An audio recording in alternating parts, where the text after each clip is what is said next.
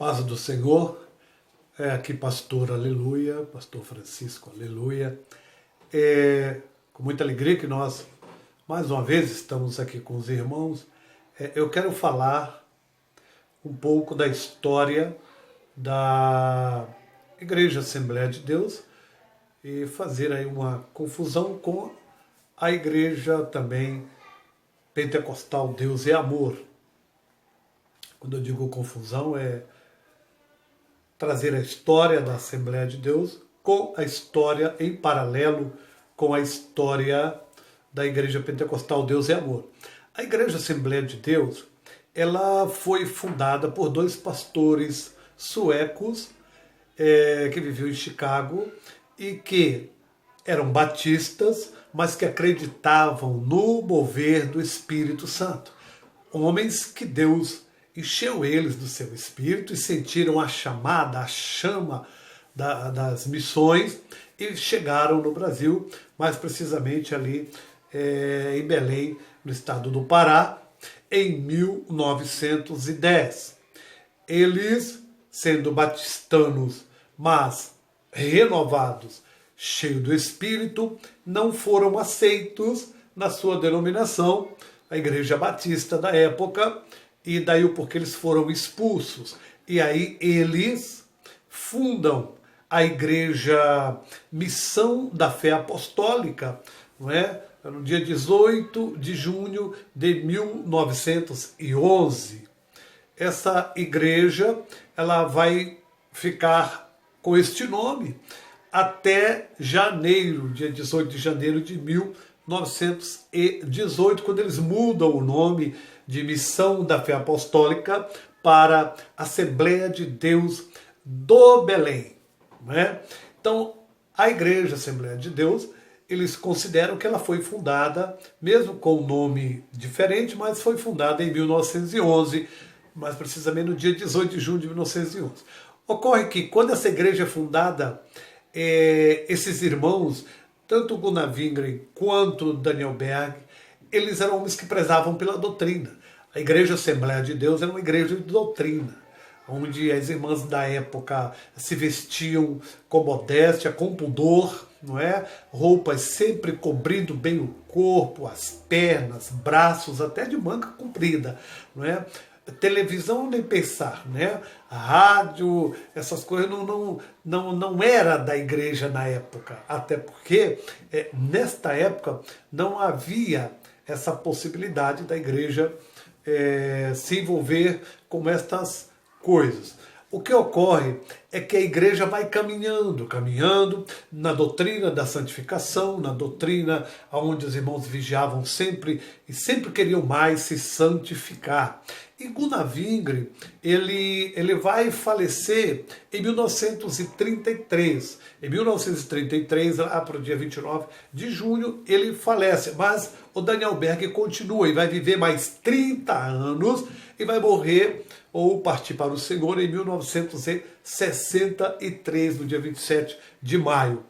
O que eu quero dizer com isso é que, enquanto estes homens eram vivos, a igreja do Senhor, ela não se envolvia com o mundo. Eu lembro de detalhes da história em que muitos irmãos não tomavam nem café, nem refrigerante, principalmente Coca-Cola. Muitas coisas para eles era um exagero até saudável, espiritualmente falando, porque eles tinham aquela coisa de santificar mais, não é? A ordem bíblica é essa, santificar mais. Então eram os irmãos que tinham muita prudência, muita vigilância quanto à questão dos usos e costumes mundanos, das práticas mundanas. Então, enquanto Gunnar Wingren esteve vivo e ele falece em 1933, a doutrina era essa doutrina de santificação, de busca dos dons espirituais. E Gunnar Wingren vai embora, mas fica Daniel Berg. E Daniel Berg vai viver mais 30 anos, ele vai falecer e partir para o Senhor em 1963. Mas quando ele parte para o Senhor, antes disso é levantado o nosso irmão Paulo Leivas Macalão, lá em Madureira. Não é? Paulo Leivas Macalão, que conheceu Daniel Berg, que conheceu estes homens de Deus, ele vai ser separado para o ministério de pastor lá em Madureira, e lá em Madureira ele vai inaugurar a Assembleia de Deus em 1929. Ele foi ungido, inclusive, por Gunnar Wingren, né? O nosso irmão Paulo Leivas Macalão, que ele é um dos grandes compositores da harpa cristã. Toda vez que você vê na harpa cristã, no final do hino, aquelas 3 letrinhas PLM, é o pastor Paulo Leivas Macalão, que inclusive eu conheci o instituto dele também lá em Brasília, do nosso irmão Paulo Leivas Macalão. Paulo Leivas Macalão foi um dos discípulos, foi um dos frutos de Gunnar Wingren e Daniel Berg, e ele foi ungido a pastor, e ele que fundou a Assembleia de Deus do Campo de Madureira, no Rio de Janeiro, em 25 de novembro de 1929. Ok, o que eu quero dizer é que enquanto a igreja está na mão de Gunnar Wingren e Daniel Berg, embora Gunnar Wingren morra, faleça em 33, Daniel Berg continua pregando a mesma doutrina e vai até 1963. Daniel Berg é levado para o Senhor aos 79 anos, enquanto o Gunnar Wingren foi levado para o Senhor com 53 anos. Não é? O nosso irmão Paulo Leivas Macalão continua nesta mesma linha, né, de pregação, de doutrina de santificação, e a Assembleia de Deus, ela vem caminhando, não é? Com alguns aqui, outro ali, já na década de 70 para cá, 80, algumas pequenas mudanças e resistências à doutrina de santificação. Mas ainda tem Paulo Leivas Macalão, que vai falecer em 1982. Bem, a partir daí, a Assembleia de Deus começa de fato a sofrer várias mudanças. Inclusive também eu conheci o pastor Divino Gonçalves, que era um pastor também de doutrina, que vinha ainda nesta mesma leva destes homens, né? Pastor Divino Gonçalves em Brasília. E a Assembleia de Deus teve muitos, vamos dizer assim, patriarcas, né, que defendiam essa doutrina de santificação, essa doutrina maravilhosa. Mas depois que esses homens de Deus vão embora, essa doutrina começa a mudar. A doutrina da Assembleia de Deus, ela começa a mudar. De 1911 até 1980, ela ainda esteve muito firme, com alguns requisitozinhos aqui ou ali, mas muito firme ainda. Se via as irmãs vestidas com pudor, os varões, não é? Tudo era proibido, futebol, televisão, cortar cabelo, não é? Essas coisas eram todas sempre bem claras na Igreja Assembleia de Deus. Depois que esses homens partem, tanto Gunnar Wingren, Daniel Berg, Paulo Leivas Macalão, nosso irmão também, pastor Divino, esses patriarcas e outros mais, dentro dessa época, a Igreja Assembleia de Deus, nas convenções, começaram a mudar. Começaram a liberar certas coisas. E aí vem liberando, e a Assembleia de Deus é o que é hoje, que você tem visto aí.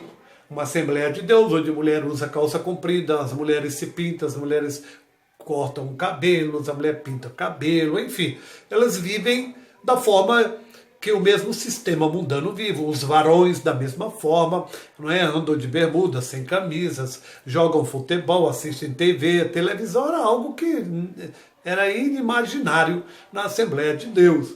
Então, hoje é televisão, é videogames, é tudo que a tecnologia oferece, a Assembleia de Deus tem. Então, a Assembleia de Deus mudou totalmente de cara a partir dos anos 80.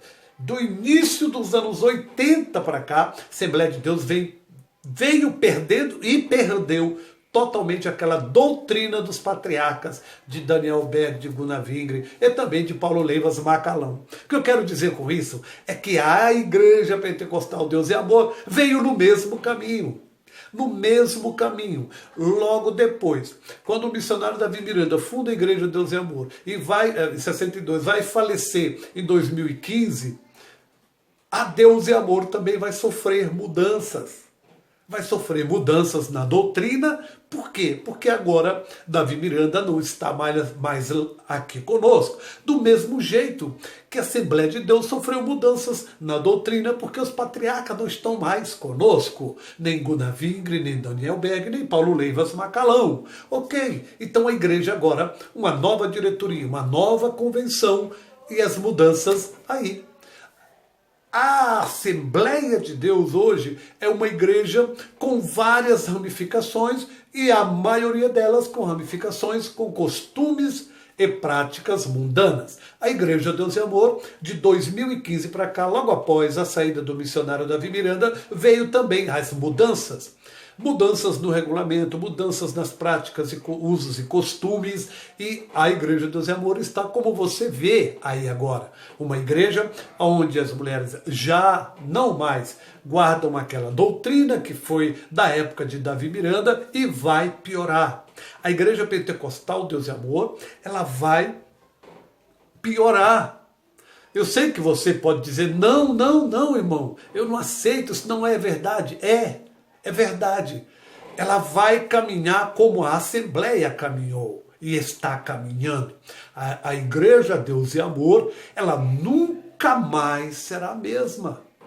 Escreva o que eu estou dizendo para você. Nunca mais, nunca mais. A Igreja Pentecostal Deus e Amor, como a Assembleia de Deus, nunca mais a Assembleia de Deus voltou a ser o que foi na era Gunnar Wingriana, na era de Daniel Berg. Não. Na era de Paulo Leivas Macalão, de Divino Gonçalves, nunca mais a Assembleia de Deus. Esquece. A mesma coisa é com a Igreja Pentecostal Deus e Amor.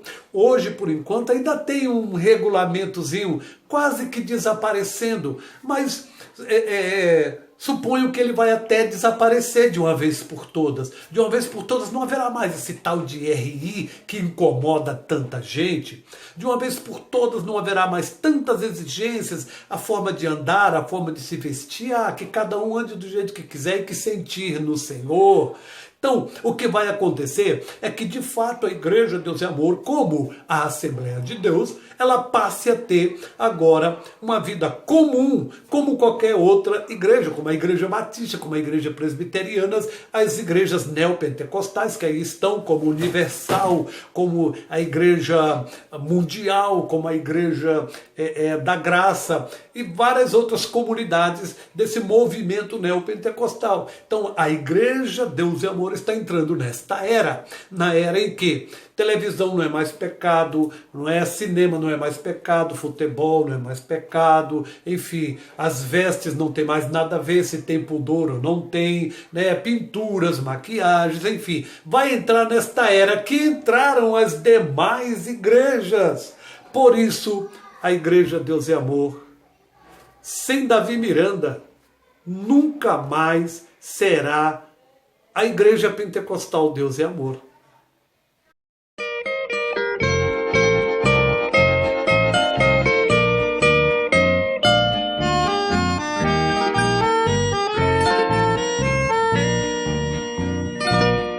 Porfiai por entrar na porta estreita.